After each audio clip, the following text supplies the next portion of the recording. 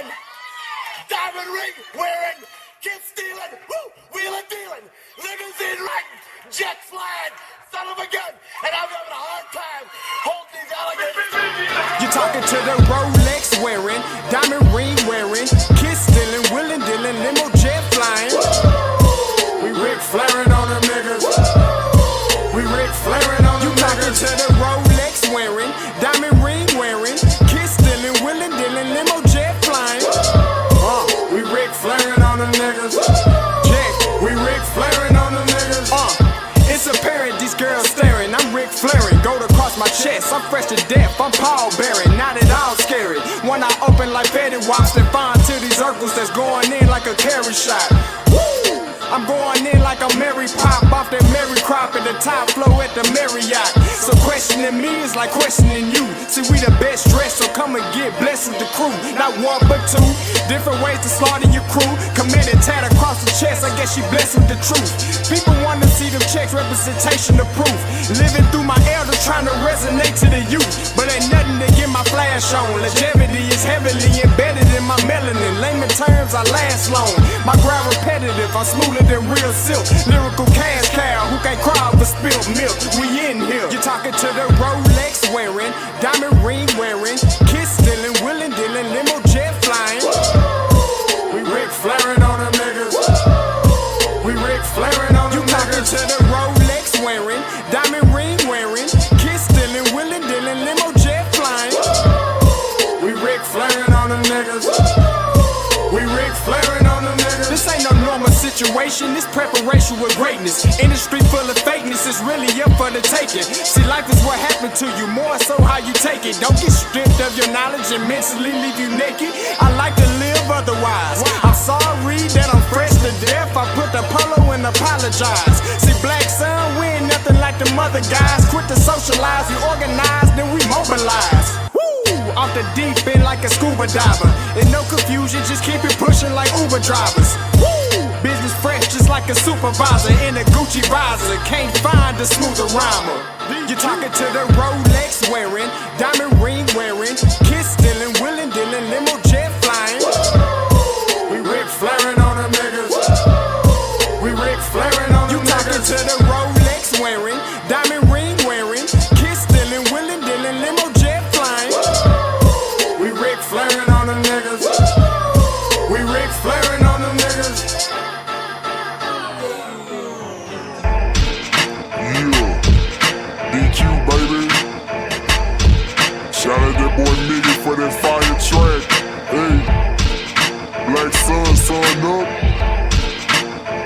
What's up, Vinny Vegas? What in Vegas? Yeah. Shout out Pharaoh's Kids, D-Face, yeah, Bubba C, yeah, Ric Flairing on them, Ric Flairing on them, Ric Flairing on them, Ric Flairing, son up, baby.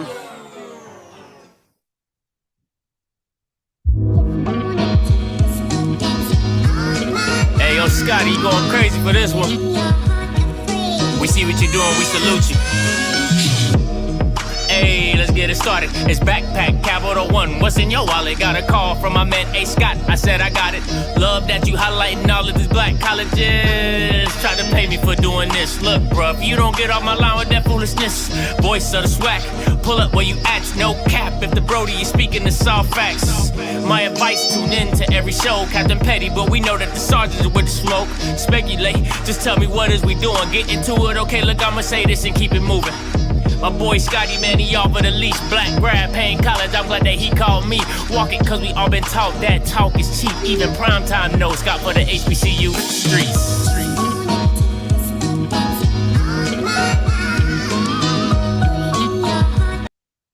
What is going on, everybody? It's your boy Scotty. I am back in the building again with my main man, Kofi Hemmingway. We're going to get right into this show. All right, now let me change my brand. I don't like that's not how I get down. Let me see. There we go. That's how I get down. All right, so let me go ahead and bring him on real quick. But what's up, Mr. Kofi? What's up, my man? What's going on? Nothing, chilling. We're going to get into it real quick. But before I get into it, I want to say, first and foremost, I'm breaking the news. Quincy Casey is not in the portal. Okay? If it doesn't, I don't listen. CFL he's always spot on with Jackson State stuff. I'll give him that 100 out of 100. But anything outside of that, you better come check with me first before you just start dropping stuff.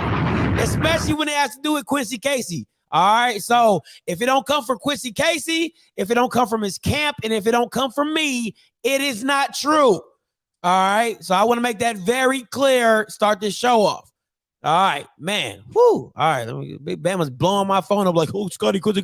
No, he's not. You better put out the fire. Man, God, dog, brother can't even live. He not even on y'all stuff no more. Y'all don't even care about the young man, and y'all over here starting no rumors. Jesus Christ. All right, so let's get into it today, Kofi. Man, hold on. I am so. You all right? I'm at this hotel and it's got this refrigerator under the desk and I can't put my legs underneath. So I'm moving it. Hold on. Oh, man. All right. There we go. Much better. I'm comfortable now. Let me see. I'll turn this a little bit. All right. So, Kofi, let's get into it real quick. New update. We all know Hugh Jackson, formally introduced as Grambling head coach. What are your thoughts? What is the grade and where do you see Grambling going from here? Okay, I'm thinking that is an amazing hire for Grambling. I know that there was some talk that Ray Lewis was up for the job as well, and you also had Kevin Sumlin, but it's hard to get a better qualified candidate than Hugh Jackson, who's already been a head coach on the professional level, both at Oakland and then also in Cleveland. He's been around great athletes. He's coached in the Pac-12 now. Been at USC, which means that he's got a West Coast connections, a ton of West Coast connections, but he's a global brand. Everybody knows who Hugh Jackson is. So I think that it's an amazing hire for Grambling. Obviously, this man really wants to coach. I mean, he went after Alabama State and, inquired about other positions, but this man wants to coach. And the fact that he came to even Tennessee State to be an offensive coordinator gave him a taste of HBCU life. So, he's got his own gig. So money, when you coach at an HBCU, it's not just money-based. It's a heart-based thing. It's understanding that you're called to this and that you're really in the business of not only winning football games, but really connecting with the young man and even the young women that you come into contact with to send them into their destiny. So I think it's an amazing hire. I want to give this hire an A, and just depending on how it goes, I would give it an A+, because they did not waste a lot of time. They did not have a bunch of rigmarole. They saw what they wanted, went after it, closed the deal. That's what you want. And I think that the sky's the limit, as always, with the Grambling program. Some programs, like even if you take them, if Nick Saban was at Vanderbilt, he would not be competing for championship. That's facts. I don't care how he is. He would not. And as good as the Michigan State job is, they're only going to be competing for national titles once every 7 to 8 years. Because you got Ohio State, you got Michigan, you got so many other stronger teams in that conference that is not. But it's not that case with Grambling. With Grambling, you can compete for national titles. I want to give a shout out to these college-educated people correcting my grammar. Thank you so much, because I do not like English at all. That's why I talk, okay? So my man, what's his name? Let me see. Eric Elliott. He hit me with the formally, not formally, but formally. You get what I'm saying? Got it. Thank you so much, Eric, for correcting me on that. Listen, I love the hire. Absolutely loved it. I love the press conference. It was it seemed real football based. It wasn't nothing glitz and glamour about it. It's like, listen, come to Grambling. All right. Come to Grambling. We're going to do what we do. We're going to coach you up. I'm looking for the next Doug Williams. I'm looking for the next Shaq Harris. I'm looking for ballers. I'm looking for people who can change the narrative at HBCU at an HBCU level. And now this is the part I did get. I'm like, why not come to HBCU? Why you didn't come to HBCU before, Mr. Hugh Jackson?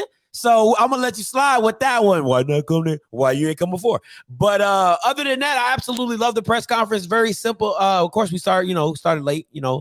Black people, you know how we do. We start late. Definitely said 11 o'clock. That thing didn't get popping until about 11:15. But they got out early like a white church, boy. They was out. They did this. Here we gone. Ain't no rigmarole. Ain't no escalades. Ain't no, Right. You your coach dancing all in the back. But no, I don't mess with y'all.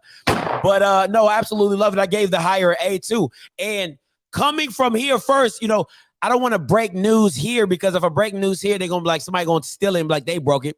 But the reason why it took so long to get this nailed out, for what I've been hearing from some Grambling sources I have, is that he is doing a all NFL staff. He is I don't know if it's going to be players or former coaches, but I know it's going to have some names that are registered or that have affiliation with the NFL. I think that's going to be huge as well. But the thing we talked about with Coach Harp yesterday is that, how are they going to deal with the differences in college, the field of play, dealing with young men and women every day? I think the benefit is that, like you said, he has coached in the Pac-12 before. He was at Tennessee State before. So it is what it is. Now, my question going forward, Kofi, is resources. All right. We all know the big hubbub and fuss about college, HBCU courses is resources. What do you think Hugh Jackson brings as a resource? Well, he already has a nonprofit organization, so he understands how to raise money, how to connect with people and raise money. I think that's key. Here's what I'm going to say. All right. When it comes to resources, I think that many of us feel that the burden of the resources should come from the school. Hugh Jackson does have his NFL connections, his pedigree, speaks to the fact that he's already well connected. You don't have a successful nonprofit without being well connected, because in order to make it work, you need money. So he understands how that goes. I think him coming into Grambling, he understands what Grambling has dealt with in the past. However, the mere fact that he's bold enough to take this opportunity tells me that he's ready for the challenge. So he's not Deion, but he doesn't have to be Deion. And there's only one Deion. So he's not going to be like Deion. Grambling's not going to be like Jackson State. Grambling is going to be Grambling, but there's more than enough to work with. Grambling Nation is more than enough to make it happen. So I want to say that I expect them to be successful. I don't want to get ahead of myself, because I do have a lot to say today, but I don't want to get ahead of myself. But absolutely, Hugh brings a lot. And let me just say, some of the people that grew up on the West Coast somewhat get a break when it comes to HBCUs, because we're not out there. We're just not. Now, the people that are in the South, is and in the Northeast and all that other stuff, where there's a lot of HBCU connections, et cetera, it's huge. But Grambling already has resources. If Rock Nation is there, that's Jay-Z. That's resources right there. They have Adidas, and Grambling is already connected with Beyonce. So that's Jay-Z and Beyonce. I mean, you don't get more connected than that, and Hugh Jackson has been just a successful mentor and leader for so many NFL players. It's crazy. So he won't be hurting for resources. Okay. So I don't know much about Grambling, right? Not the school or the area. Do you think high value recruits will come down to Grambling? And if so, why? Absolutely, because they've done it before, and the history of Grambling pushing out people. I mean, who in the world would go to Tuscaloosa, Alabama? Yeah, I don't know. I wouldn't. You know, I'm just saying, but Alabama, it has not stopped Alabama from recruiting world-class athletes. You know, even if you look at Oxford, Mississippi, it's still Mississippi. Lane Kiffin's there. He knows what he's doing. You know, recruiting is about relationships, and it's also about presentation. You know, you being able to connect with me being able to connect with you and sell you on what I can do for you, what my school can do for you, and then also what you can do for the school. We want to connect you with the legacy. You're not just connecting with a building here and a building there. You're connecting with a rich heritage of winning and victories and pro athletes being successful, you know, on a global scale. So I don't see him having a problem being able to connect with athletes and getting athletes to come and refocus and get their minds right and be the best that they can be. Hey, Kofi, I'm loving the background, man. Like I'm loving it with this Martha Stewart curtains, and you got an IKEA portrait behind it. I think it's real, you know, Ebony Man of the Money. She just the background. I love it. I love the light coming in. That thing nice, man. Like that's nice. Hey, that's the wifey, man. You know, she's the decorator of the home. I just gave it a different angle on today. I'm sitting at the same table, but I'm sitting on another side of the table. Yeah, it's nice, man. That's nice. Tell her that's some nice decorating right there. I can't lie. All right, so listen, Grambling is also back in the news, but not for something positive. Now, we already talked about the Hugh Jackson and the success that can bring to but there are reports of players, right, reported by HBCU Sports. I'm gonna bring up a couple snippets of the article, and if you want to read the whole article, it's in the description below. All right, so let me go ahead and share my screen. Let me get this all pulled up. Okay, let me see. All right, so window, bam. Oh, no, wrong one. Bam. All right, here we go. So this, like, once again, this is as reported by HBCU Sports, right? So this is a letter from the Grambling football team. It's only a couple snippets. I'm going to read a few of it, and then we're going to talk about it, right? It says, we, the 2021 G-men of Grambling State University football, have written this letter to bring attention to file a formal complaint of mistreatment, lack of institutional control, possible misappropriation of funds, and the lack of financial support for Grambling State athletics, with an emphasis on football. A portion of the letter also stated that this has undermined the integrity and reputation of our programs, harmed the growth and development of current student athletes, deterred recruitment of future student athletes, and led to the termination of our former head coach, Broderick Fobbs. University president Richard Gollett is the main contributor to the decline of Grambling State University football that used to be the Black Notre Dame and the icon of HBCUs in the state of Louisiana and in the nation. All right, it continues on to say, now remember, this is a letter by the G-men sent to the University of Louisiana, like public service system or something like that, or whatever ULS, whatever's on top of Grambling. All right, so this is from a player. All right, this snippet is from the article from a player. They said, you expected us to go out here and perform at a high level at a certain particular speed, but we're waking up at 6 o'clock in the morning to eat cereal. The player said, we feel like we're not put in the best position as a team, as football players, as young men to win football games when competing against the other guys. He said such meals were typical for team doing breakfast on road trips where selections limited to cereal, milk, bagels, and danishes. That is, what was that, a cold breakfast at a hotel? That's was that continental? Was that complimentary? Continental. The boys getting continental breakfast. All right. The player further discussed that deterioration conditions of football teams' locker room and concerns about player safety. He said the team played with defective equipment, including shoulder pads, helmets that couldn't be pumped up with air properly. So, like I said, the full article is in the description. It's reported by HBCU Sports, and he also has the official letter from the kids sent to the University of Louisiana. So Kofi, hearing that, what are your opinions on that? There are multiple thoughts.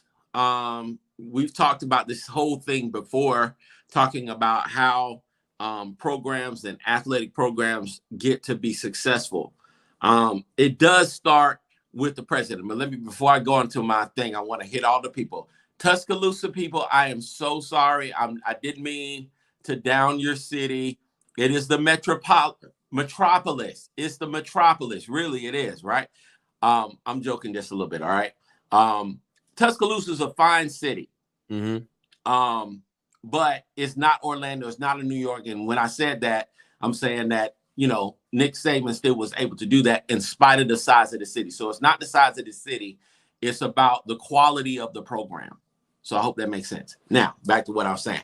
If you're going to be successful as an athletic program, there has to be a commitment on multiple levels. It begins with your school administration, because the school administration has to understand that athletes serve the institution, but it's also the administration's job to serve the student athletes and to put them in the best possible position to have the best possible experience so that they can market your school properly with wins, and then also with what they post on social media and who they come into contact with. All of that stuff is necessary. We had a scenario even at Florida A&M not that long ago where we had holes in the top of the field house, where water's leaking into Coach Simmons' office, and raggedy locker rooms that, just had mildew. It was not safe. It was not cool.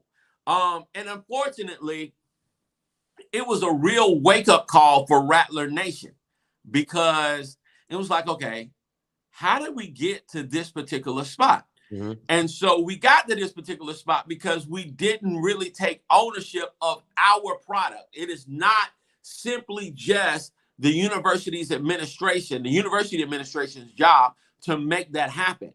Now, obviously, the next layer of I'm getting out of order because I'm getting ahead of myself. University administration, athletic administration, and then, just like I just said, your alumni, your fans, and your supporters have to be engaged at another level so that the athletic experience is enhanced and it becomes, I want to say, a monetized source of income for the university. It is a business, and it is our business.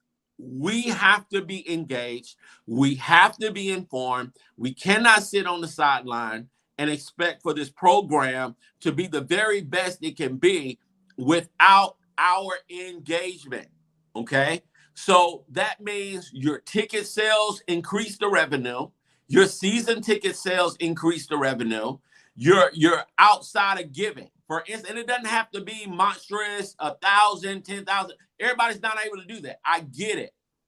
But what this speaks to is that Grambling Nation or Gram Fan Nation or whatever it is, the Grambling Knights are not as engaged as they need to be for this program to get to the next level. And that's basically it. I mean, anytime you can look in the stands, I've watched Grambling games on countless occasions playing quality teams before COVID, and the stadium was rarely packed. The time when you see the Grambling fans is at the State Fair Classic, and you'll see them at the Bayou Classic or whatever classic that they're at. And I'm like, well, why don't y'all Negroes go to the home games? It's going to help your revenue. It's going to help you to get to the next level and get to the place where you want to be, because they're engaged from the standpoint of when a coach loses, then they want to call and email and do all this stuff. But do you really have skin in the game to the point that's going to send the program to the next level? And obviously the answer is no. This is my thing, right? And I'm coming from a straight outsider. I'm not coming from somebody in the know. I'm not coming from, whatever, however y'all want to call me. This to me is the reason why.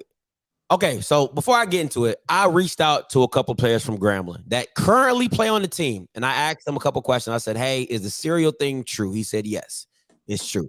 I said, "Is the equipment is it as bad as it is said in the letter?" He said it's not as adequate. He tried to be real political with me. He said it's not as adequate as everybody else in the in the conference.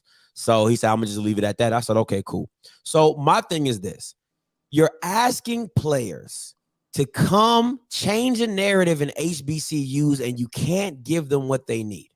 Like you're asking players now, you listen, you needed Hugh Jackson because of this. He has to change this. He has to change this narrative because what you don't want to happen is you're pushing like kids that are coming in to be recruited, because usually 9 times out of 10 players recruit players. You know how it is. I show you around. I take you to all the cute girls. I know the game. I've been recruited. I know the game. So players recruit players. And if the players are currently there aren't happy, why would I tell you anything different when I'm like, bro, I don't even want to be here myself.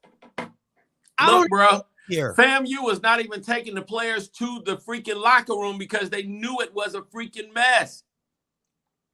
They couldn't go in the field house. We couldn't give them a full tour of the facility because the facility was not up to standard. Thank God everybody started getting engaged and getting the information that they needed, that we made sure that the locker room, the field house, all those things went to the next level. Same thing at Jackson State. Jackson State is not immune. Before Dion got there, their facilities were trashed. So it's not that long ago. Yeah. Thank God that Dion had the personality to be able to attract top quality athletes in spite of the fact that the facilities were not up to standard. The thing is, we as constituents, alumni, boosters, whatever, we've got to put more skin in the game to make sure that our facilities are quote unquote top notch. Because if you can pay $200 to get your hair done, another $300 for your outfit from head to toe, you pay for a rental car to show off to your friends, you stay at a top notch hotel for homecoming, why in the world can't you give to your program? It makes no sense. I'll say this. Somebody said one word audit. I did listen. So in the article, if you read the whole article reported by HBCU Sports, he reached out to the president, Richard Gallant, and he said there's no findings in the past 3 or 4 years. They have not had any mishaps on the audits. You can Google it. I Googled it. They're audited by Harold and Vito accounting group. And if you read the whole article thing, if you read the transcripts from the audit, they have no findings. So they're not doing any misappropriation with funds that the accounting group could find or didn't see or whatever. So they're good on that aspect, right? So they're checking all the boxes. You went dark on me, Kofi. Okay. They're checking all the boxes on that aspect. Yeah, you're good. You're back. Can you hear me? Can you hear me?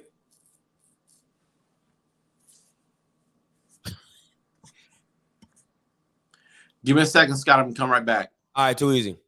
All right, so they're good on that aspect. All right, they're straight on that aspect. They did their audit. They're doing what they're supposed to do. My issue comes down to this: if the players are saying their equipment is inadequate, what have you been doing since the last time players?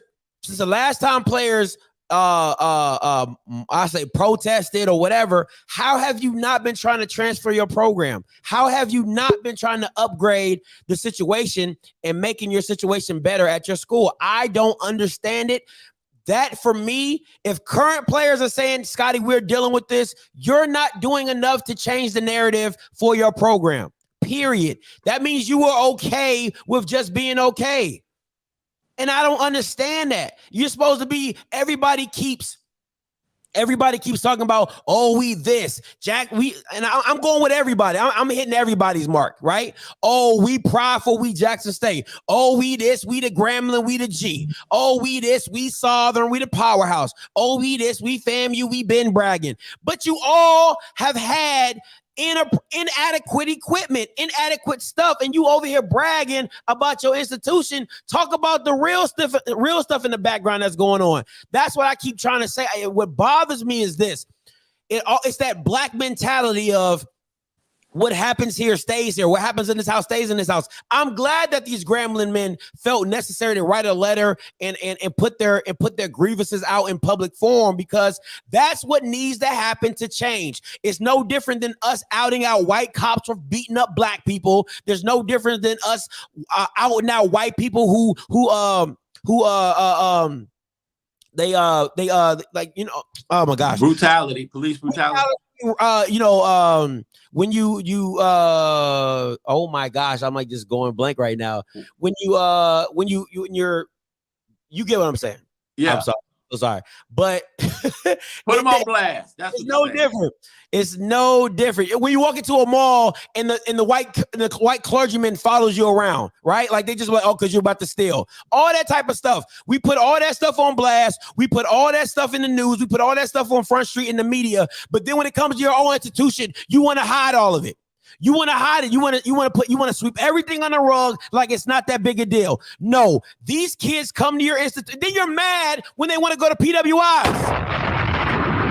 Then you're mad when they don't want to go there. When they want to go to a Southern Miss. When they want to go, and they want to deal with 30,000 white people before they deal with 7,000 of their own. Because of the facilities, and you keep saying, well, why don't they want to come here? This is the reason why. It's not only that, bro. I mean, let's look at it, right? Because it takes money to run an efficient and world-class athletic department. You had a whole scenario earlier this week with Master P and his son at Tennessee State, right? With the whole training issues. Now, FAMU, I want to say we had 7 athletic trainers, but I want to say a few years ago, we only had 1, and that one individual had to serve. It was crazy, bro. Almost 400 athletes. How can you efficiently serve 400 athletes with one person? You know, when I talked with our basketball coach, like, man, you know, what can we do to get to the next level? Like, man, if we had just one trainer dedicated to basketball, it would make a huge difference. Now, let's look at it. Southeastern Louisiana had 22 athletic trainers. FAMU had 7. So when top athletes look at coming to an institution, the resources go beyond the coach that's in the locker room with you. It goes into your nutritional program. It goes into your academic resources to help. It goes into the athletic trainers who help the athletes to recover. You know, let alone talking about going to FBS and competing against the Alabamas, and they got hydra whatever chambers and stuff, so the kids can go in there like they superheroes, like Black Panther, and just go in there and just recover, man, which takes out that whole ice bath thing. Yeah. All I'm saying is we've got to do better. Now, part of this also goes with Fobbs, because I'm like, bro, like, you're the head coach. Like, you know that this is unacceptable. Why are you allowing this to go unchallenged? Why are we not putting it out there to your alums to let them know this is a state that we're in? Now, my vision is to go to the next level, but this is where we are right now, and I'm trying to connect. Now, once you do that, the ball's on the administration, the ball's on the alumni, and yeah, you kind of put you on blast, but it's an unacceptable situation. My issue, again, with this is that this is not the first time that Grambling has had to deal with this. This story was on national news not that long ago. National news about the bad locker rooms and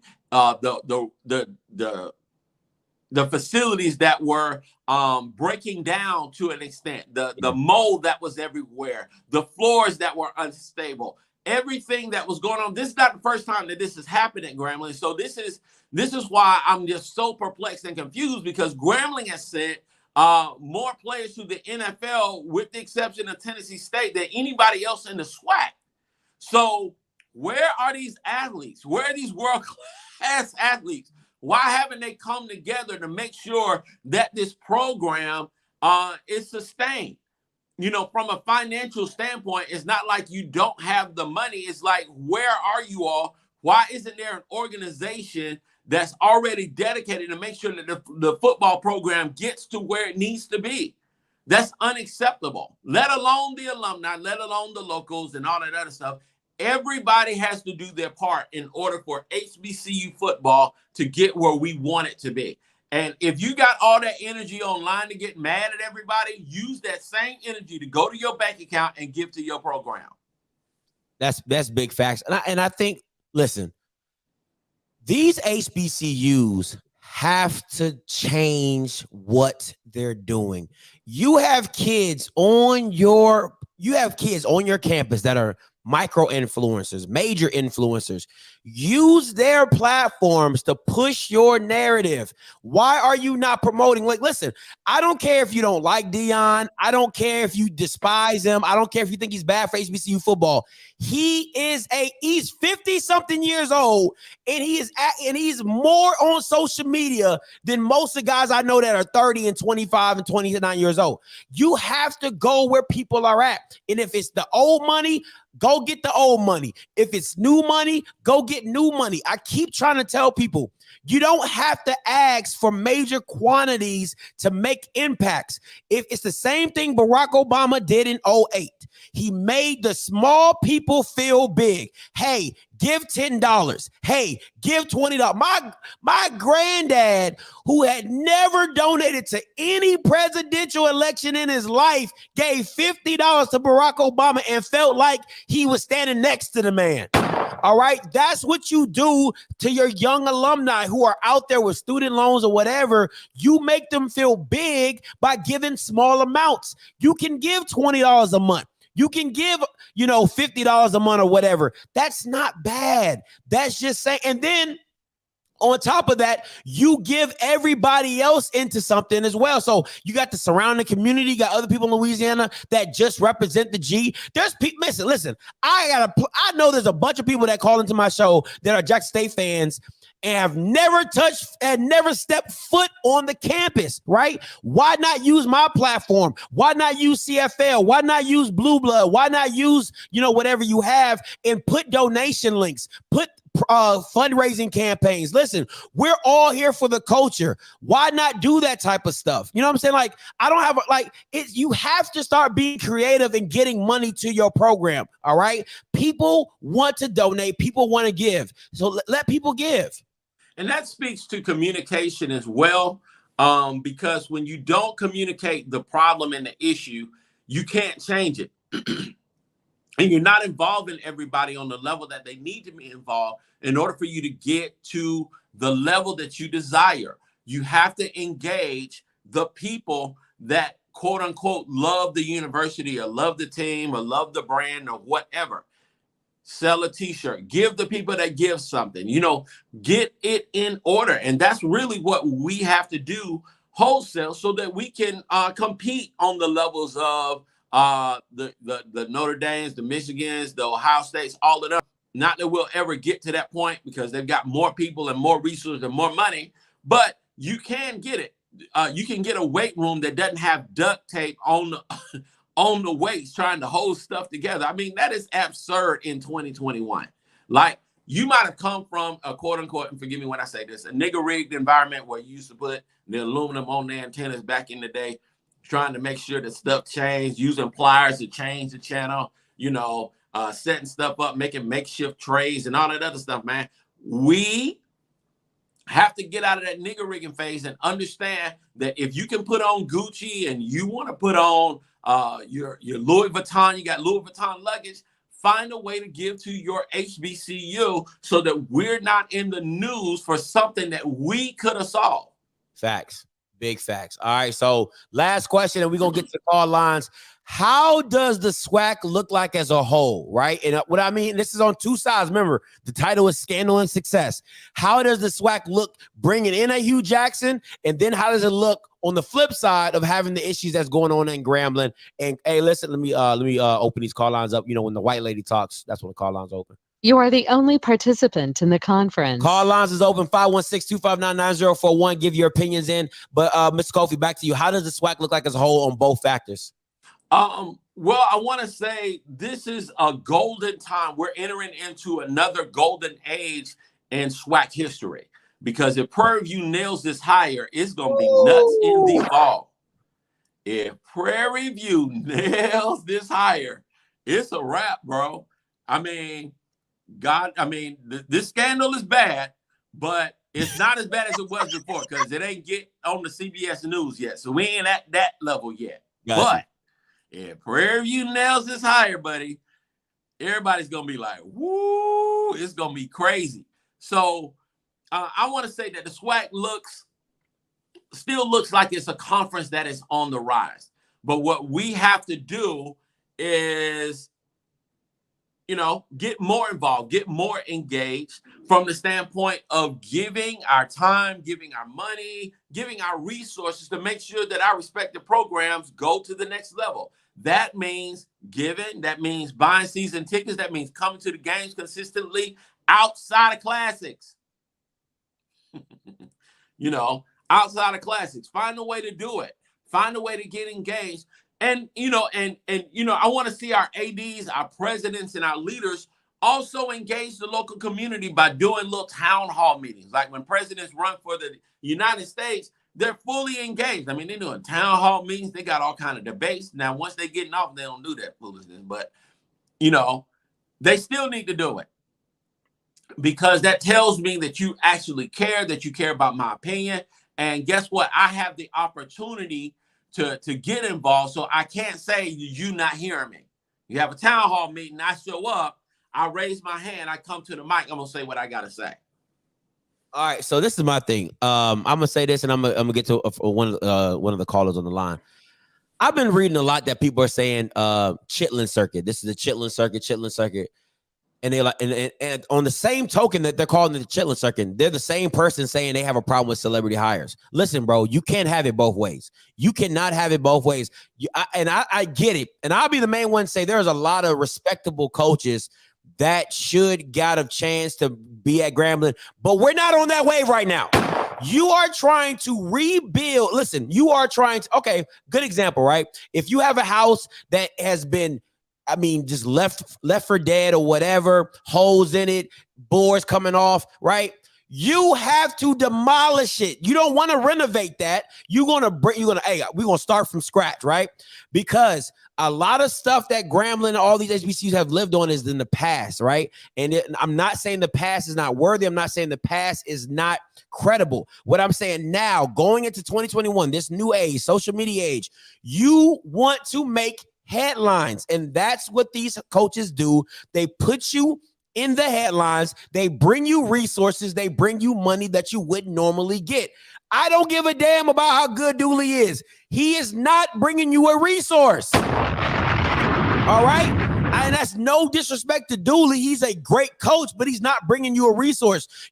We have to re-energize these fan bases. We have to re-energize the facilities. We have to re-energize this so that when these celebrity coaches walk away, that they left you better than when they got there. That's what you're looking for, that you left me better than when you got there. Go ahead.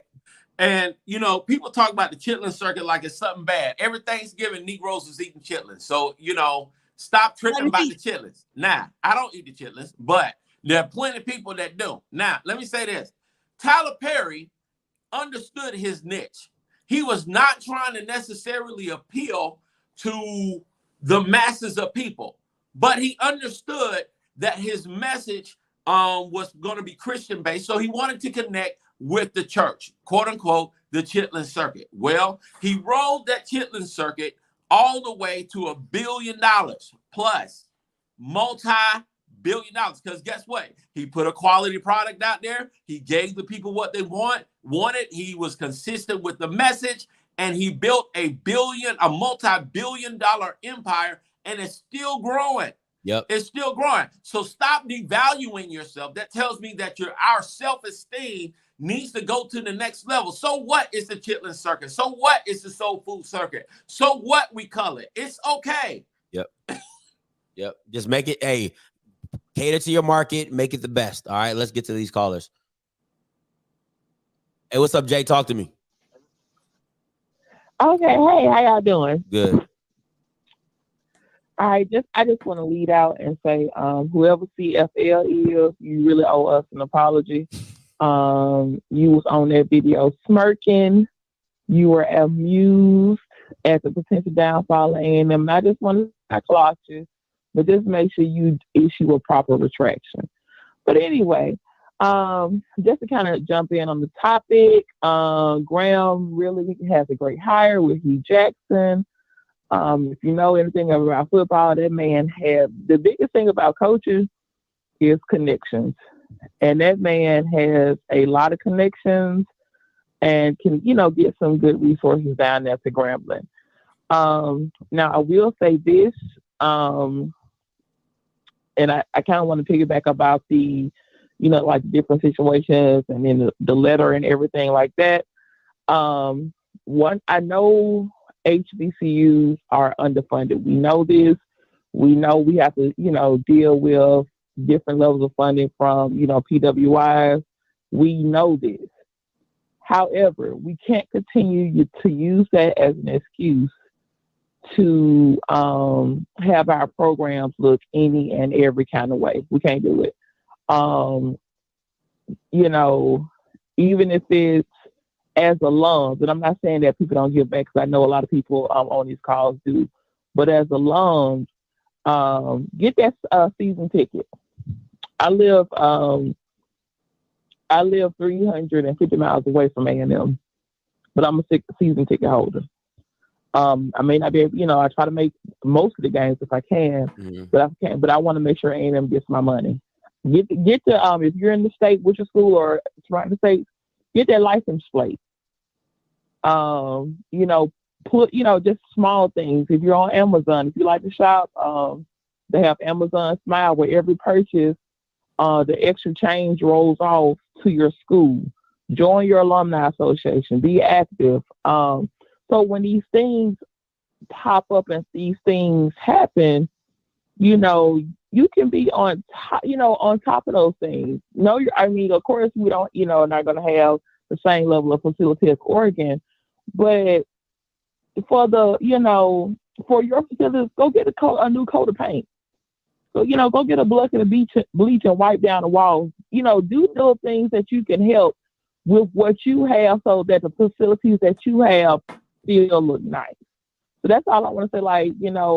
Alumni, it's on us to, just step up and do a little more. Whatever you're doing, everybody can do a little more. If you donate 20, add a 5 to it. Add a 25 every month. Just step it up so that we want to say that we want our boys to come home, but let's make it welcome. You don't invite nobody to your house and don't run the vacuum before they get there. Let's run the vacuums before our players come home. So that's all. the tub. Yeah. We can all tighten up and do better. Everybody do better. All right, Jay, appreciate the call. Hey, that's facts. I like that. Absolutely. Just, it's no different. Like, when my mom invite people over, she be like, and you didn't wash the dishes and my kitchen dirty? It is what it is, man. You gotta do better.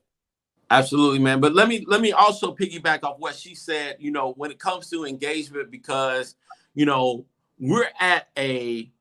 we're on the cusp of something amazing for HBCUs. Like, this is the time. That whole George Floyd thing and everything that's happening in the media regarding these court cases with the police brutality and everything that's happened, this is a time that people understand that they, in fact, are aware. So we need to capitalize that on a governmental level by putting more of our people in office. So a lot of that governmental money can go back to our HBCUs, into our HBCUs.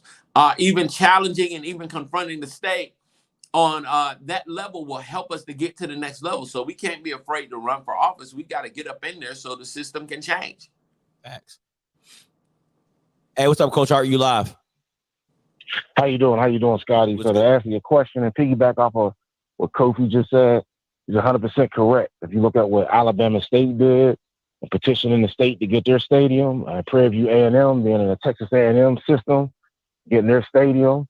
It's time for Grambling State with this new hire to kind of correct some of the wrongs that sad to say, but Doug Williams did during his time there, because that's when the bottom of the football building where the museum is at, the weight room, some offices, that's where it got a little water damage. And some actions he did, wanting to move faster than the state, caused that strike. So again, hopefully he can get this support, Coach Jackson, and do very well. I also like to point out, like I did the other day, and what he said in his press conference, he grew up in California, but both his parents are from Louisiana. So he again mentioned that Louisiana to California connection. So I think it's about to be big in recruiting. That's what's up. That's what's up. Hey, appreciate the call, Coach Hart. Absolutely. No problem. Thank you. All right.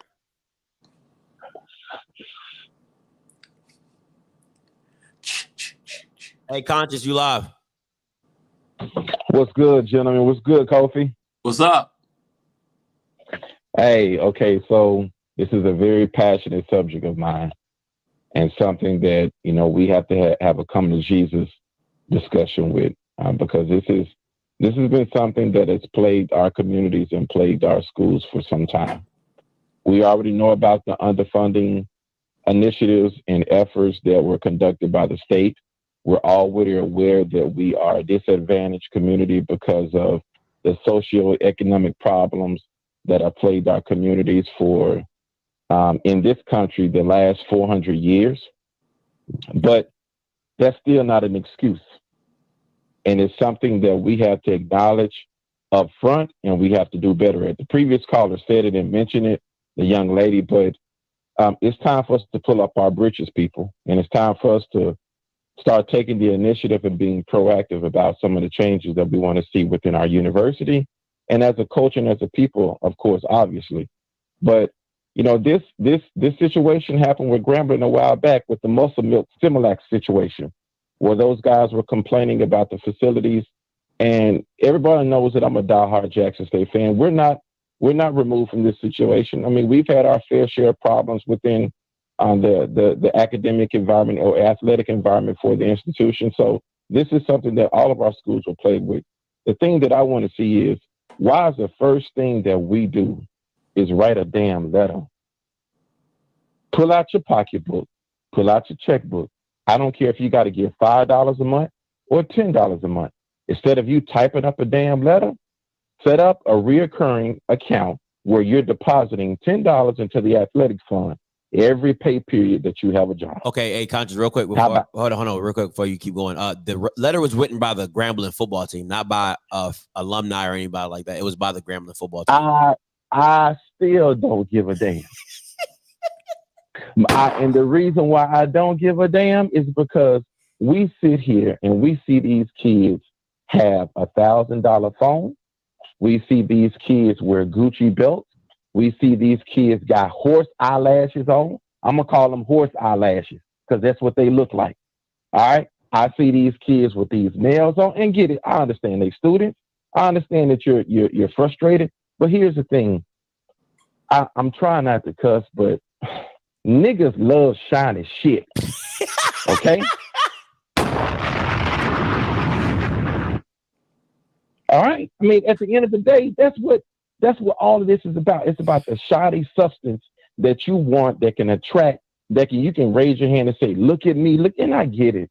You guys are at the stage where you got to have the best, because right now that's what people permeate to. That's what people are attracted to, is having something that they can showcase. That's what, believe it or not, most of our culture is built on, is showcasing what I got and what you ain't got. That's fair. Now, at the end of the day, I don't want to belabor the point, but I get it. I get it with the kids. I get it that they feel like they're undervalued, that they feel like they're being left behind.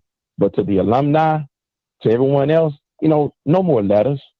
We get it. And I'm not saying not be transparent, but what I am saying is be leaders within the community and within your school. You know the issues that plague them. To the president, athletic director, start an additional athletic fund, a small giving campaign. Started today. Go ahead That's and real. get your Cash App accounts, PayPal accounts, whatever you got to do. Tell everybody within the entire nation. I don't care if it's $1 every pay period or $1 every week. Anything can help.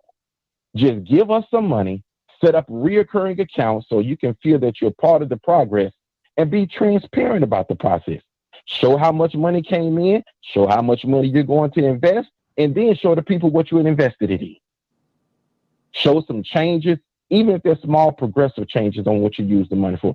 But look, I'm tired of all this damn whining. We sound like babies on Similac right about now. Go ahead and get you some breast milk, some substance. Damn it. That's real. Hey, appreciate the call, Hi. Dodgers. I'm off my soapbox, bro. No, you good, man. Appreciate the call in. No doubt, All man. right, man. Yeah, Go man. ahead. We gotta stop majoring in minor issues. You know, what we gotta discern and understand what really matters right now and be able to prioritize that, put it in order, you know, so that we can stop minoring, I want to say, allowing dysfunction to remain. You know, we don't have to be dysfunctional. We don't. We can stand up and get this in order, man. Let's go.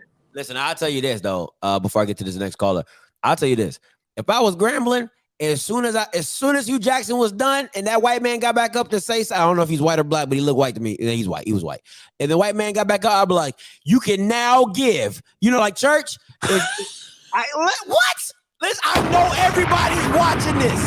I know everybody see it, and that's why you're not thinking ahead. You're not thinking big picture. As soon as Hugh Jackson would have got done, hey, we have a campaign fund. Please, if you want to give to the university, call in at 1-800. We can Cash App, da-da-da-da-da. You can go to the web. I would have been promoting that because you know everybody's going to be watching this. That's it. That's it. If you have but see, again, now watch this. That came to you in the span of 30 minutes since we've been on, right? Because we're engaged. You know, so really what that's telling me is kind of like that movie, The Sixth Sense, where the young man, you know, came up and then, you know, when he started talking about his gift, he said, I see dead people. The problem is they don't know that they're dead. And all across in HBCUs, we're like a bunch of zombies. We're there, but we're not there. We're there, but we're not engaged like we need to be. So I see dead people. The problem is they don't know that they're dead. It's time for a resurrection. It's time for us to get to that next level. It's time for us to rise up, man. Let's go. Yeah. I would have did you got to do something creative like this, right? You be like, we got a number, maybe Hugh Jackson, be like, he's the number one coach. You know, everybody just give $1. You know, everybody give $2. You know what I'm saying? What's today? Today's the 10th. Oh, we hired him on the 10th. Everybody give $10. Like something crazy like that. You know what I'm saying? Just something fun and energetic. Like we got our 10th coach on the 10th day. You know what I'm saying? Just go ahead and I don't know if this is 10th coach. I'm just guessing, but you know what I'm saying? But something like that. You know what I'm saying? Like you just got to be creative. And I think that's where they're dropping the ball at. People want to give money. People will give money. You had news stations out there. Listen, people are broadcasting this. So if nobody saw it on my channel or on Grambling's YouTube channel, people watching it on the local news down in Grambling or in the local area. Like, come on, man. You just got to be more creative. That's all. Absolutely, man. You know what I'm saying? Just got to get engaged. Let's go. Yeah, it's the 14th coach. So donate $14. Something crazy like that. You know what I'm saying? It ain't difficult. Hey, caller, you live. Talk to me.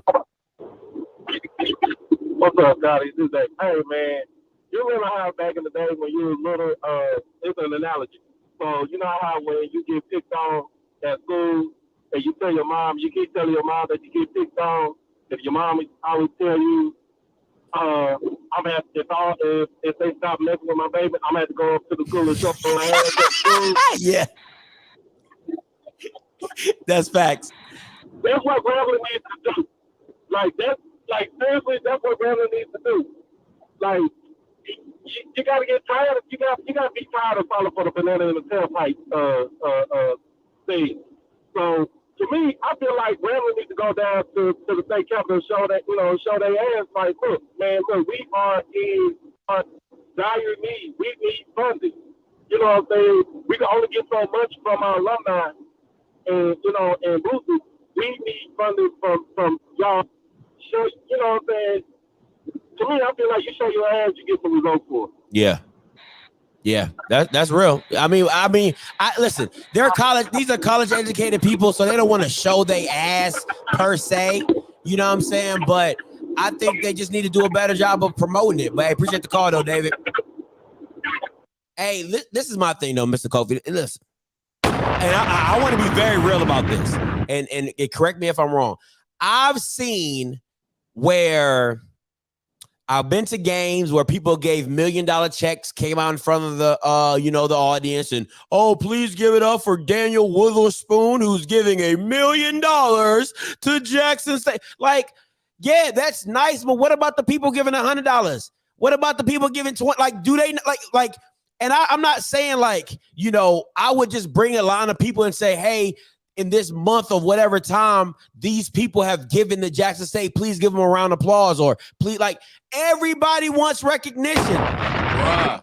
And I'm in full agreement with it, but let's just go there. Okay, so Jackson State has had 40,000 people, over 40,000 people a game. All right. So if you have a cash, you got your calculator? Let me see. Because math, mental math I haven't done that in a long time. That's why I said get the calculator. All right, hold on, let me get it. All right, I got you. All right. So you got 40,000 people a game, right? Uh-huh. All right. So 40,000 people give $10. We understand that's what? $400,000? $400,000. Yep. Now multiply that times how many home games they had this year? Alcorn was a home game. Texas Southern was a home game. Homecoming. Bama State. Texas Southern. I already said Texas Southern. Delta State. That's 5. They had 5 home games. All right. So 5 times 400,000 is $2 million. Plus the SWAC championship. Oh, that's another. So that's another what? 40,000. So you probably like what? 240,000, $2.4 million. Man, easy. Just $10. If you do that, and then you say, "Hey, you want to give yourselves a hand? We reach this mark. We're gonna give everybody blah blah blah." Something simple, because you can do a little something like that when you up the ante like that. But we don't think. And I've brought that to a couple of our ADs in times past, like, hey, we got everybody in the stadium. It's kind of like church. Y'all say that football is like a religion in the South. Let's pass the darn collection plate and get this money. We don't want to appear like we broke. But guess what? We are freaking broke. Yeah. While we sitting here and we're trying to figure out creative ways to do it, you've got everybody there. Everybody's happy. Everybody will want to give. Let's make this thing happen now. It's just a matter of people putting down that pride and finding a way to get it done. Let me take another call. Hey, caller, you live? Talk to me. What's up, Scotty? And Kofi, what's up with you, man? To piggyback off of Kofi, man, like off of FAMU success, like the 360.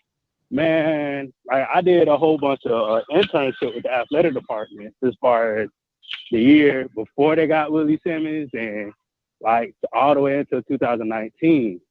So, like I said, them boys the weight room was trash. My high school weight room was 2A, and it was way better than their weight room.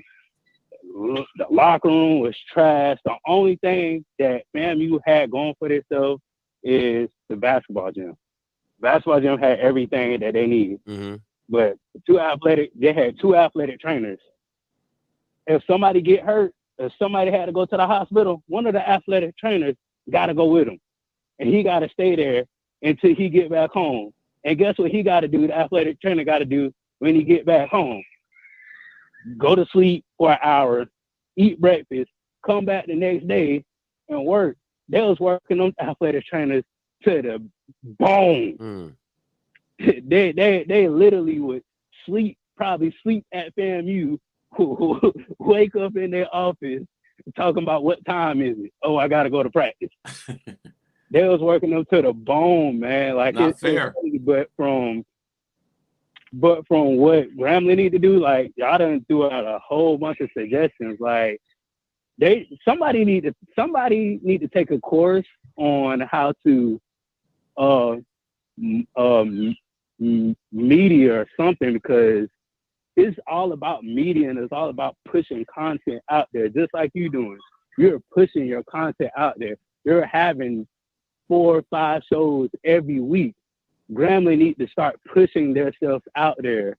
Like, I understand it's hard, or they may not know, but they need to ask questions. It's like FAMU is not going to not pick up the phone and say, oh, we're not going to give you none of our stuff. I mean, we'll be surely happy to, give you ideas, give you necessary things that you need. That's why, Scotty, you always tell us y'all need to start taking classes at FAMU, because our broadcasting look phenomenal, man. because we put ourselves out there. We buy the equipment, even though we may go in the negative about our equipment, but guess what? We recoup that in a year. That's real. That's real. And then you end up graduating people who are in powerful positions that get back to the school. And you got Will Packers, you got the lady at CBS or ABC, you know what I'm saying? So you have the positions. I mean, so it makes it makes people want to go to your communications department because they've seen previous successes, and then people want to give back. Go ahead. But yeah, just like that. Like I'm pretty sure FAMU don't mind giving out advice, giving out help, letting other SWAC schools know what to do, how to do, and why to do it. Because like, in order for us to grow as a conference and getting up to that level as, one of the top conferences in the LCS, we gotta grow at like as a family. We gotta grow, man. We gotta grow together. We can't let one team sag us and lag us behind, or a couple of teams sag and lag us behind because of not knowing, or don't want to ask, or scared to ask. That's what's wrong with us Black community. We either scared to ask, we don't want to know, or we just try to do it our own way and keep failing and failing and failing. So, but besides that, I think this is an A+ hire. They just took 10 steps forward already just by making that hire, and I see them winning some games this year. They may sneak up and win a game that they ain't supposed to, so that's a good hire. Thank y'all, boys. I appreciate it. Yes, sir. Kofi, what do you say to people what do you say to like Grambling and these programs not using kids that are already on your campus to push your media department? Like, I think it's dumb. Because these kids, here's the deal. Like, I only think on a certain level. You know what I'm saying? I'm creative, and I'm creative to a point. But my daughter, bro, like on social media, she runs circles around me. Mm-hmm. So it's about understanding and engaging that young generation. One, it gives them a greater value for the school.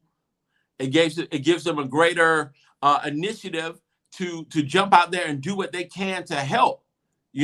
Just like the little kids, if you raise kids and all of that other stuff, they love to do the dishes at age 5. Now, when they get to about, 11, 12, 13, and be like, I don't want to do the dishes no more. You have to fight them about wringing their neck. But when they little, they want to help. So the young people that are a part of our institutions and they're being schooled, it gives them valuable experience in that work field. And then they're able to come up with solutions. And this literally could be your next staff in athletics if you work it right. Yeah. So the SBI at FAMU produces people that come up with all kinds of business plans, comes up with all kinds of ways to make pitches. They could be building the corporate structure within the community, all of these things. And they don't cost as much because they be on scholarship. So you get an opportunity to use that and give them additional perks. Same thing with journalism. These kids need that level of experience to get out there and produce positive content on behalf of the university. And, even the alums, just finding a way to engage and involve people helps us to do it. It's as if I have a big, huge piece of furniture, and I hate moving. It sucks, right? But if I have a big, huge piece of furniture and I've got to move it upstairs, if I try to move it by myself, I'm about to kill myself or just leave it there because I can't move it. Mm-hmm. But if I get enough help, it becomes easier to move that big piece of furniture. That's what we've got to do. Everybody's got to lift their side and take this thing where it needs to go. I absolutely love this, what Mr. Colvin said. He says, HBCUs also need to have students majoring in the area of the alumni donor to call and say thanks. Absolutely. That would be, that's just a small trinket of. Come on, man. That's dope. That's dope. That's a small trinket. You're in business. You reach out to some business alumni. You reach out to and you say, thank you for your donation. Hey, man, listen, that's a dope idea. But watch this. Again, we've got people on this very broadcast right now that are coming up with all kinds of ideas because we are talking about it. Yep. Now, our schools need to do the exact same thing. That's what I'm saying, with our town hall meetings. We see what the problem is. Let's come with solutions. Let's come with stuff that's going to help us not to remain in the same state that we're in so we can come out and be successful. That's what we want. We all want the same thing. We want that piece of the pie. Let's do it. Facts. Now, going back to Katrina Howard. Yeah, it's not just the president. I don't blame the president for this. I don't. He's running an entire university, and I believe that the kids may have reached out on some level. He may or may not have gotten the message. There's so many different things going on. Where was the AD with this? Why was Coach Fobbs quiet about this? Why are we ordering meals? Knowing that your players, he's been in coaching that long, your people can't go out there and eat that kind of stuff and play at a high level. Why wasn't he reaching out to the alums then? Why wasn't this known? Why is this just now coming out? And these players, just even with them, let's talk about it so that we can get to, you can eat what you want to eat. There's no reason that this should have gone to this whole thing, but it tells me that there's a lack of communication and a lack of engagement on so many different levels that it's not cool. Yeah, that's facts. And I'll just say this before I start getting back to the callers. The Grambling YouTube page tells me you don't have kids running your YouTube page because the mere fact that your title said a G and press conference, that's it. You got to be 50 and up to do that because you don't understand what tags and titles and all that stuff means. It should have been introducing Grambling's new head coach, Hugh Jackson. All those are hot key. Man, now I'm getting to YouTube land. But I'm just saying that's how I know that person's over 50 because that was horrible. That was horrible. Pure horrible. All right. Hey, caller, you live. Talk to me. Great show, Scotty. It's really good look for Grambling to get the coach they need for the time right now. And I think, as y'all have been discussing already, the schools, the funding to the schools is the biggest thing. And that's, but I think it's on the alumni and the surrounding community to be better at fundraising. And I'm originally from Shreveport, so half my family, my mother's side went to Grambling, my father's side went to Southern. Mm-hmm. I went to Alcorn, and I support Alcorn. And it affects all schools. But if you notice, one of the things that's great about Dion being at Jackson is that he brought his own camera crew and he controls his media. And that is the biggest downside of HBCU. And unfortunately, until the schools bring in consultants and actually start engineering the atmosphere to where it produces the fundraising capabilities. What used to happen in the 80s and 90s is that, community organizations like Zeno and Kudos, Top Teams of America, Jack and Jill, those were, pipelines that fed students to the school. And the schools had Ebony and Jet Magazine and all these other outlets to actually directly market. I remember in the 90s, the Cosby Show went to the actual Bayou Classic. The whole cast from what was that? The college show went to Bayou Classic. It was a direct connection. different world. It's all broken away now, so we have to re-engage that. Hey man, appreciate the call. Thank you so much. I like that, but there's a caveat to Deion bringing his own. Listen, it's Deion. All right, so Deion is a walking marketing machine. Okay, that's just what he does. It is what it is. My thing is this: you have kids doing Instagram stories every freaking day. You have kids recording themselves listen, kids want to show you where I'm at, what I'm doing. Oh, we here. Oh my God. That's all you see every day. Look what I'm eating. All that type of crap. They live on social media. Use what you listen. What did the Players Club say? Use what you got to get what you want. Okay, it's not just for strippers. Okay, use it at your alumni association meeting. Hey, use what we got to get what we want. All right, just put that on a shirt. Thank me later. All right, God Almighty, jeez. You know, but that goes back to a wealth principle that you know, I've learned, I want to say a while back, just listening to Mike Murdoch, and it talks about the law of recognition. All right. And what the law of recognition, just like the law of gravity, but the law of recognition basically states that everything you need is already in your midst, awaiting your recognition of it. We walk by people all the time that have the ability to help us to get to where we want to be. But you have to recognize it, you have to honor it, and you have to put it in its proper place so it can be used. Everything that HBCUs need is already in their midst, awaiting their recognition of it. So that's where we are, man. We got to do this. Miss Howard, I love that you're a member. I'm usually, I'm usually like, but come on now. If these kids, listen, now I've heard there's a little tiff between, that's my white word, tiff. There's a little tiff between Fobs and Gallups people, the kids that Fob brought in and all that type of stuff. But my thing is this: they're not doing something right. It's just that simple. Nobody takes the time to write the University of Louisiana system or whatever if something is not going right. So they're like, that's not being truthful. All right. So there's something going wrong in that situation. Hey, what's up, Mr. Campbell? Be in a good spot. We don't need your phone breaking up. All right. How do I sound, bro? Sound good? Yeah, you sound clear. Go ahead with it. All right, man. Yeah, I'm not in one of those big buildings.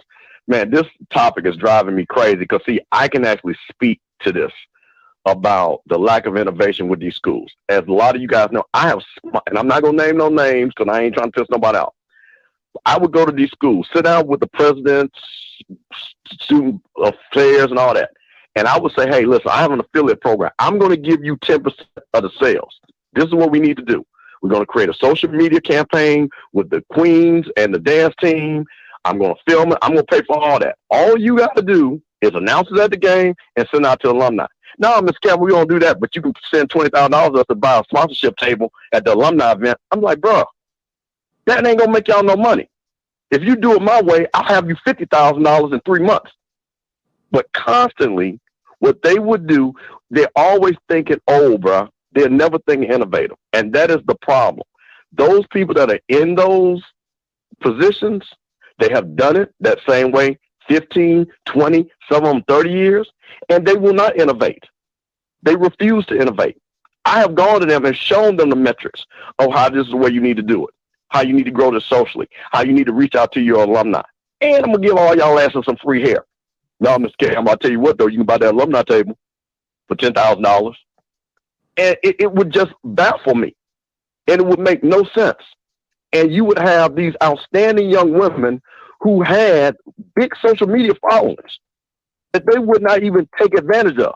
And then they would get mad at me when the girls would shoot out the Instagrams and the TikToks and Snapchat and all that. And, well, Mr. Campbell, well, we didn't authorize you to use our logo. Well, but guess what? You just took this check that I just sent you because I gave you the 10% back.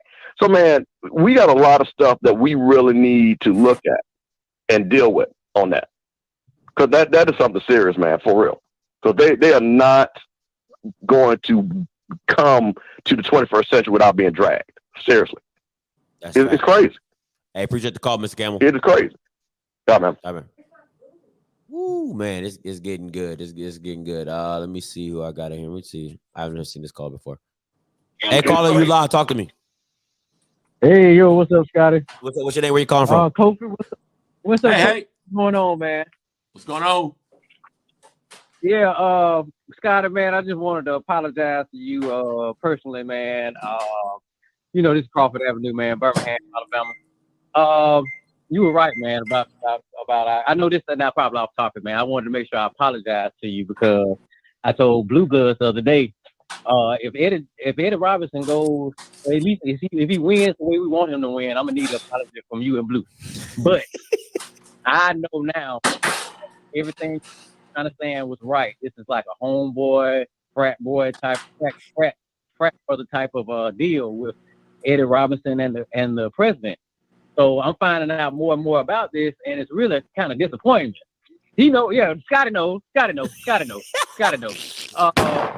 man, it's just really disheartening, man. I fought a lot for him, man. I really had faith and it was positive, and now it just seems like, you know, and what really did it was seeing Hugh Jackson's plane come in. That really just really.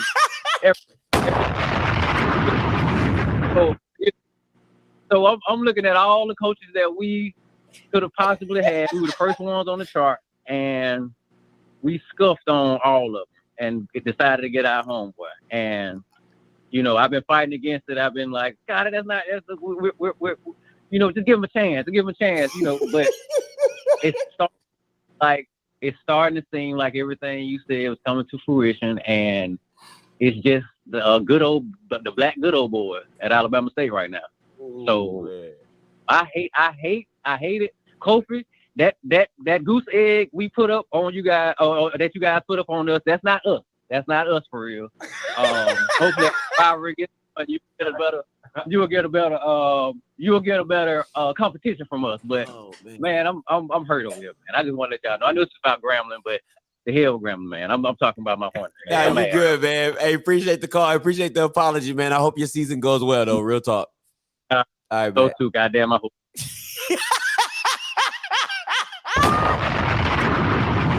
He sounds so disheartened. It's so funny. Oh my God. Oh man, that is too funny. Let me get to another caller. Ooh, I needed that laugh. Ooh, that was funny. Hey, caller, you live. Talk to me. Hey, what's up, man?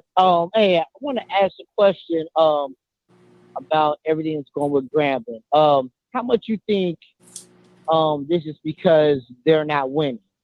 Because we know when you win, a lot of people give. That's just the way it goes. I went to A&T when we was winning, everybody gave, and it affected everybody. The track team was winning. You know, winning makes everybody give, and it's because everybody wants to be part of winners. You think the fact that Grambling hasn't been winning, you know, basically people will be like, you know, it's not doing much. Listen, man, it's this. I compare black people in sports to black people in comedy. Listen, if you've ever been to an all-black comedy club, black people give comedians no love. They tell a joke, they go ha, and they just sit there wait for the next joke. So they'll boo Kevin Hart.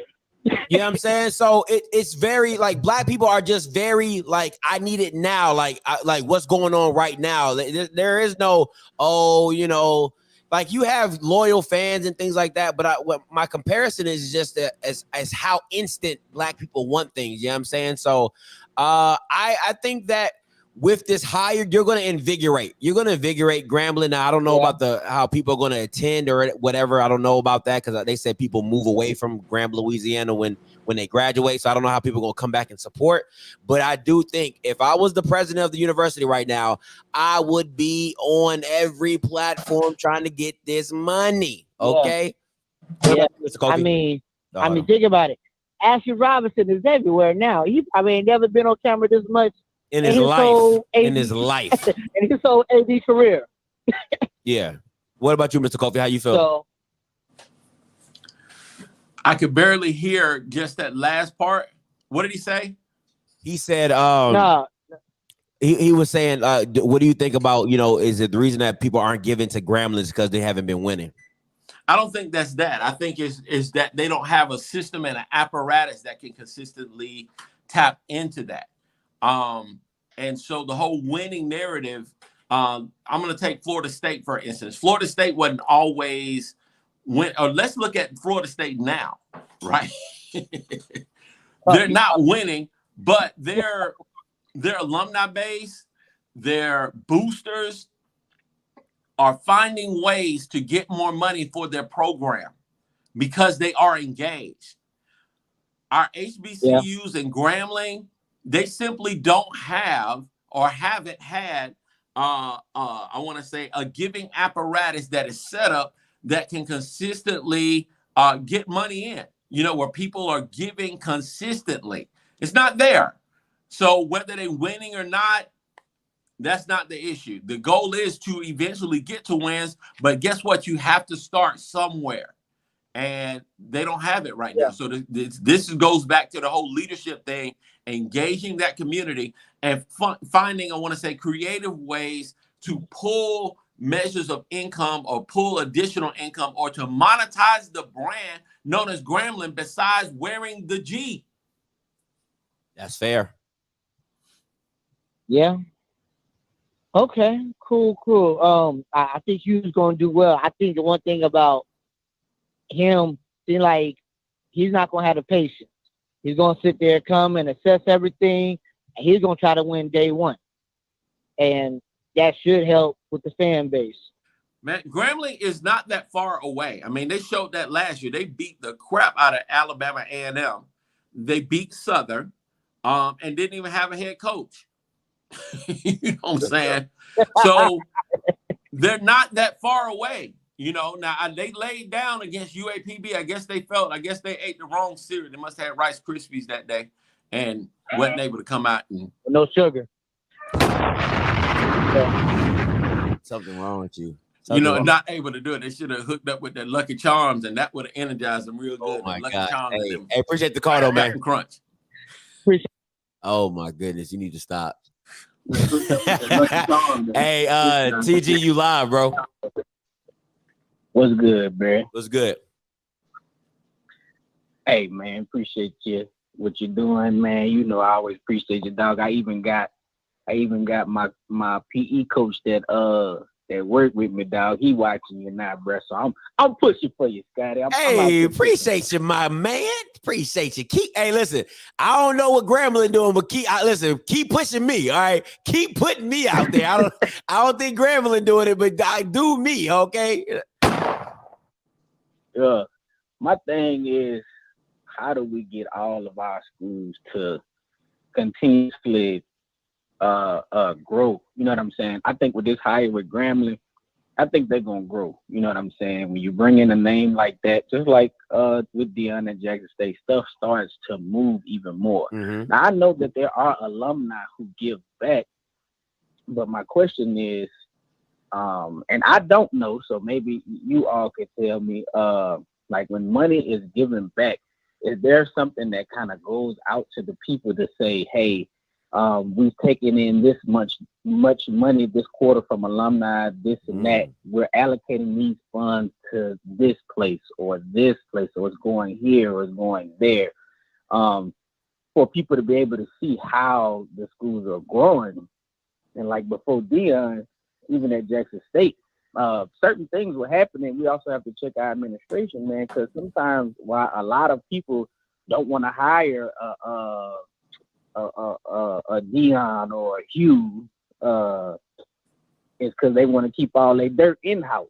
You know what I'm saying? They undercutting the money under the table. People taking money in. That, and I've seen that with my own eyes, bro. Like some of these, HBCUs institutions complaining about money here, money there, but when there is some money coming in, they under the table type situation, getting this person a little extra money here, getting this person a little. I mean, I even marching the band, dog. I've seen us go do doggone battle of the bands, where they'll get a band like $5,000-$6,000 to come do it, and then the band director getting the money. You see what I'm saying? Like, so like what like how do we get? What is the? I guess my question is, what is it that's gonna take to move us forward with these type of hires like Q? They're going to eventually move forward because he gonna make sure that, you know what I'm saying, resources are coming in. But for other schools, how do we all eat? I guess that's my question. Hey, appreciate the question, TG. Well, let me jump right here and say you have not because you ask not. So there's not enough asking. In addition to that, you know, people perish without a vision. The people perish. You know, what is the vision? Yeah. What is the vision for the Grambling Athletic Department? What is the vision for HBCUs? God, we need a vision for the people of God to give to Grambling State University.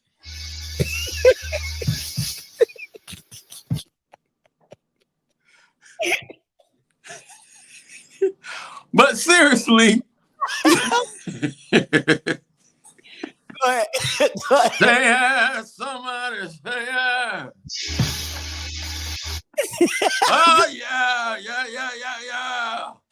Bobo Shea, Abasha, give the Grambling people. Look, you have not because you ask not. You have not because you ask not.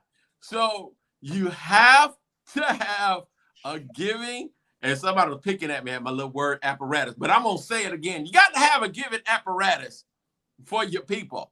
Gotcha. You know, a giving, a mechanism for your people so that they can pour back in. If you don't have that, they're not going to give. If you don't ask, they're not going to give. You got all these vendors outside your stadium. It's not enough.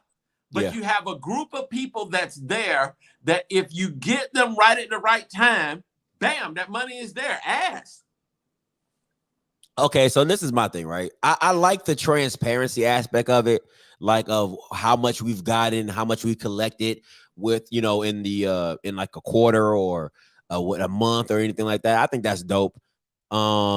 Maybe having more of a visual representation on your school website or whatever, you know, a bar, a given bar or whatever. I think that's dope. There's just too much technology out here nowadays to feel like, listen, if what's that lady's name from Georgia who's running for governor again? Stacey Abrams. If Stacey Abrams can make all of Georgia, okay, all of Georgia get their butt out and vote, y'all can do something, man. She's sending text messages to everybody, okay? If you are registered in the state of Georgia, you got a text message from that Vote Now app or whatever, right? So if she can do that, you can do the same thing when it comes to your own. When you're on alumni base, you know, you make sure you get their number, whatever, man. It's man, listen, stop thinking so small and think big. All right. It's big, man. It's just you gotta engage. And look, I know we're an HBCU, right? Yeah. We're HBCUs, but stop limiting yourself to just colored people. All right, let's use everybody. Use the students, use the black students, use the Asian students, use the white students, use all of the students, people. We've got the whole world that we've got to connect to. And if we sat back there on our plantations and just don't reach out to these people, it's just not going to freaking work. We've got to do better, people. Let's come together. My God. Something wrong with you. Hey, caller, you live. Talk to me. All right, hold on. Let me turn my volume down. All right. Man, speaking on that, man, about using everybody, did you see that Instagram when Deion invited the whole Mississippi? Yeah, absolutely. I mean, it's Deion. Everybody's seen that. Yeah. And you know, you heard about that Ole Miss fan, big Ole Miss fan went to the game, right? Yeah, the white guy. Yeah. And he said he had a ball, and he messed around with me going to more games. Cause he said he went there. A JSU fan slapped the hat on his head. He said he didn't even buy the hat. The JSU fan gave it to him. They gave him some drinks to drink, and he said he didn't know what it was, but it was strong. And he said he had him a blast. So that's the type of stuff they got to do, you know. Look, man, I when I taught tennis in Atlanta, I started down south. I started down south in College Park. I started teaching in College Park, and you know, I wouldn't get paid on time. You know, I had a problem, you know, collecting checks from time to time. You know, people give me my money on time. But as I ventured further north, you know, to Duluth and the Swanee area and, you know, all of that, the people started giving me money immediately, paying for multiple lessons at a time. I was like, and they didn't look like me and was very happy to have me and was trying to get me more. I was like, that's dumb of me to sit up here and try to just stay with color. Look, you got to expand your territory. Forget all the, I'm not saying forget the trauma of the people. Yep. Okay. And all of our hurt and our pain. But sooner or later, we've got to put that stuff down and begin to connect with the people that's for us, because there are more for us than are against us. You know, connect. They love your band. They give the 100, the sonic boom, the human jukebox, standing ovations. Use them. Get that money. But you know what? I'm saying, I'm gonna say this though.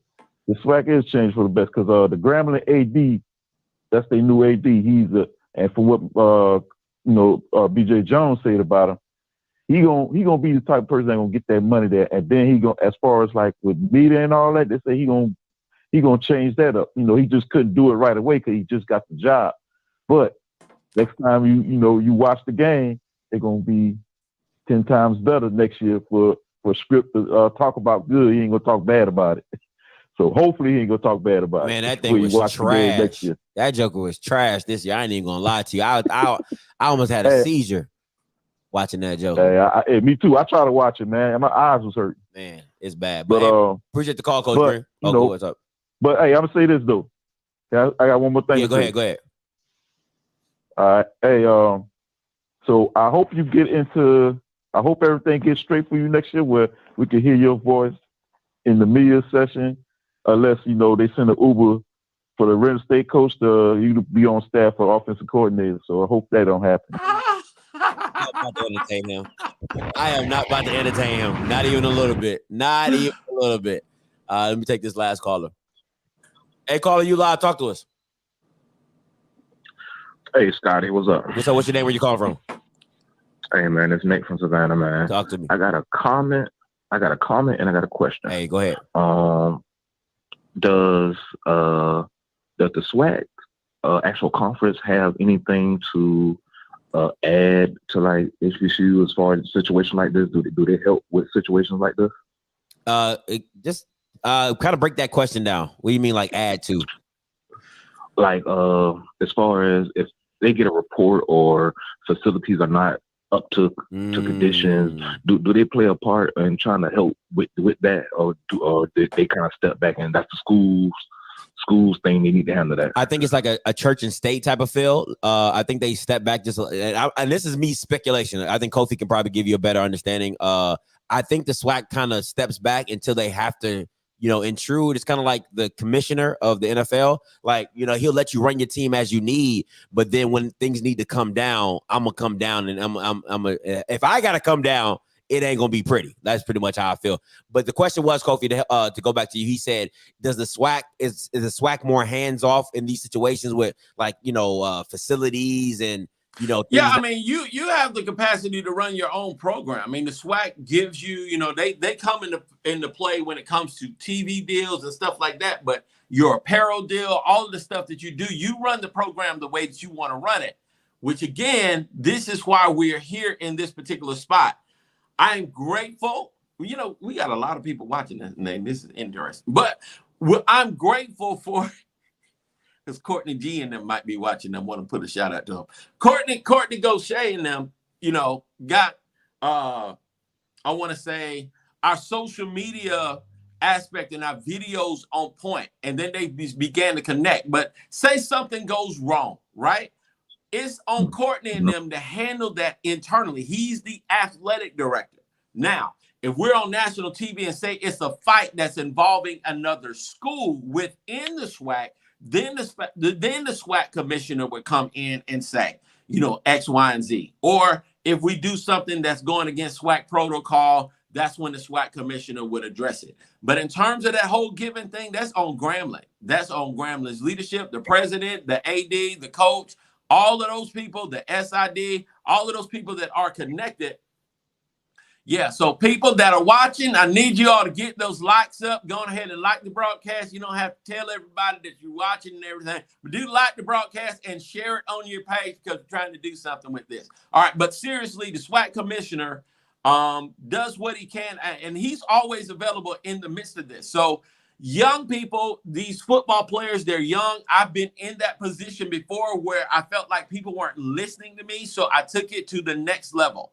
Even at my age now, if I feel like I've already talked to the people that directly address them and I don't see movement in that area, I'm going to the next level. I've already talked to the president. I got documentation. I've emailed the president. I got a paper trail. If he doesn't respond in a certain amount of days, I'm going to the board of trustees. If he doesn't respond, I'm going to X, Y, and Z. It depends on the thing. I know for a fact that Grambling's alumni cannot be as connected as they need to be because otherwise, something like this would never have happened. For the football players that have played for Grambling, done great things for Grambling, they should have a whole G-Men day where they're coming down to the school, touring the facilities, inspecting the facilities on a daily basis and on a regular basis, and finding out what they can do to make sure that the program is properly funded so that they have everything that they need. It is just utterly ridiculous that all of this. So I said all that to say the SWAC commission ain't got nothing to do with this. This is a Grambling issue. Well, this is my last comment. No, go ahead. Speaking of inclusion and everything that what Scotty was maybe talking about a couple of days ago, is where you want to maybe clean up your content to try to be a part of the SWAC media. Mm-hmm. Look at this conversation that we're having. Don't you think this would be good in a SWAC media conference to say you having this conversation, putting everything on blast to show how we can help HBCUs in general, like just on this screen. This is why y'all gotta share it. Idea thrown out. No, you're absolutely right, man. And I appreciate the support and the comment because it's true. You know what I'm saying? Like, you know, I don't know how the SWAC will look at it. The SWAC might say, you know what, Scotty, you putting this in the light makes us look bad. But I would say it makes you look bad because you're hiding it. You know what I'm saying? Like, it would be no different than, it'll be, like I said from the beginning, it's no different than we calling out white cops for beating up black people. It was always bad. They were just hiding it. You know, it didn't matter what it was going on. It's bad. Now it's out in the light, and now people are like, oh, man, it's really bad. So if you did what you were supposed to do in the beginning, like my mom says, if you do it right the first time, you would never have to do it again. So if you do it right the first time, if you would have got things right and straightened up, we wouldn't have to have this conversation. Exactly, and that just lets me know that, man, I'm gonna keep supporting you guys, and I love the work that you're doing, man. Keep keeping us informed, man. I appreciate you. Hey, no problem, man. Appreciate you for calling in, man. Keep doing your thing. All right, you got the final words on this, Kofi. Bring them to let them know. Well, I mean, all right, this is just a challenge, not just for Grambling, but for all HBCUs fans and alumni. If you've got that energy to complain about the coaching, got that energy to complain about wins and losses, got that energy to complain about stuff, just keep that same energy, go into your pocketbook and find a way to give. Even if it's $10, $5, something, be solution oriented and find a way to connect and raise the level of your program. It really does help. It really, really does. Share your social media page. I want you to go and look at inventory. Go to your Facebook athletic page. Look at the number of likes that you have. Look at the number of engagement that you have and see where you're at. You know, see if it compares to the same people that are in your conference, and then see what you can do to help raise the profile of your social media presence. You know, your hashtags, all of that stuff goes into it. And find, like I said before, be solution oriented. We're in this thing together, so let's make it happen. Now that you know how bad it is, how much do you plan to give? Listen, bro, I ain't got no dog in this fight. So if you want to have a I don't mind supporting no school that comes to me and says, hey, Scotty, You know what I'm saying? We know you get about 200-300 people when you go live with Kofi. Could you support? Could you drop our donation link in the description, or plug us in the? I wouldn't have no problem doing that. Me personally, like, I don't mind. I'll give $1 to every school. I wouldn't really, that's not bad. You know what I'm saying? Because I ain't graduate. You know what I'm saying? So it is what it is. So you know what I'm saying. But when I make it big though, yeah, I'll get back. It ain't no biggie. When I make it big though, I'll get back. When I make it rain for a couple schools, it ain't no big thing for me. So and I'm still debating about finishing my degree. So what I'm saying. Go. Yeah, I'm getting offers and letters from different HBCU schools.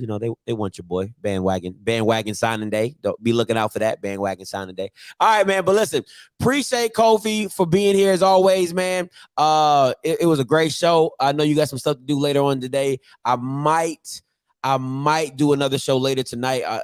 Please be on the lookout for that. That's why I tell y'all to have your notification bells on. Make sure you check out Kofi. Go ahead and plug your show, the Bowling Zone. What was it called? Boy, you need to stop there. You need to stop. That's blasphemy now. It's the ONG Strike Zone. The ONG Strike Zone. ONG Strike Zone comes on Wednesdays at 8 o'clock. We talk about Rattler sports, but now we're in a season where we're going to be talking about all HBCU sports.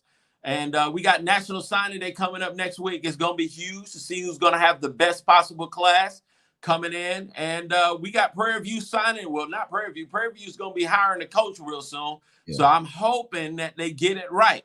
And if they get it right, we'll be here. If they get it wrong, we'll still be here. Man, listen. If they get this thing wrong, I'm going to be right here. I'm going to be right here, and I'm going to be Texas mad at these people if they don't get this freaking hire right. I'm telling you now. Yeah, man. Listen. You about to be like that boy that called it for Alabama State. He sounds so disheartened. Hey, bruh. I'm telling you now, Southern people are, they love my man, but they looking at him. Listen, Hugh Jackson called to Southern University too. So listen, this is what you're gonna see. I know Southern fans about to get in the comments. Oh, we're good over here. Oh, we're all right, y'all good. Good. Y'all got to beat Hugh Jackson. Okay. Yeah, y'all got to beat Hugh Jackson, Dion. You got to beat and maybe Kevin Sumlin. Good luck. Listen, y'all don't. I'm telling you, y'all gonna be. Somebody told me this. They said on Facebook, they was like, Scotty, a Southern fan was like, Scotty, we're happy with our marriage. I said, yeah, but you're gonna be looking at some other women when they start coming into the SWAC. You gonna start looking at some other ladies when they start coming in the SWAC. But we'll see, man. But hey, guys, I appreciate you. Hold on. He said, shit, we got a big side eye. Listen, all right, and you listen. What them old girlfriends used to say? What you could have had. Look at what you could have had. To the left. Anyway, so we about to get up out of here, man. Appreciate you guys for tuning in. Hey, if you're a Grambling fan, congratulations! It's a big day for you, monumental. Hopefully they build off of this and do big and better things. If you're an Alabama State fan, keep hope alive, keep praying. Donate to your local church and go to the altar call. Until next time, you know what I'm gonna do. I'm gonna holler. God bless.